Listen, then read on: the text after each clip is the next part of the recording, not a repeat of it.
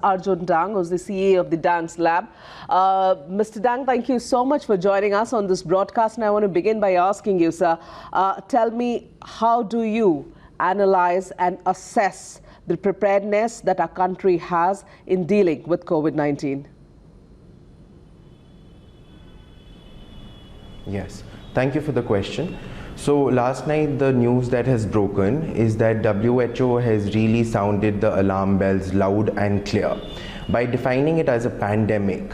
What it is urging the countries and the public health services to do is to ramp up the public health services and also to increase and make the regulations that are already there even stricter.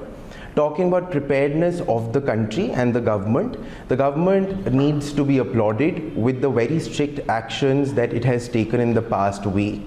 And these are further being strengthened further after WHO calling it a pandemic.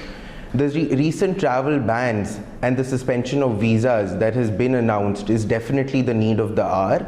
It is going to prevent any foreigners entering the country who might probably be infected by COVID-19, and it is a step that is extremely necessary. Along with this, the other infrastructure that has been put up by the government in a very widespread way that allows the layman to access the healthcare facilities is extremely important. The ministry's helpline as well is extremely useful for people just to call, inquire, and text and take next appropriate actions that are required. You are wanting to applaud the government here. I understand and I totally agree that we've done well till now.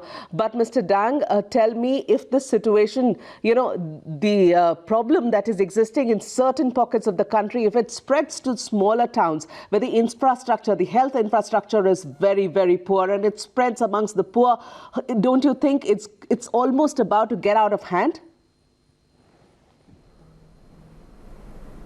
Yes.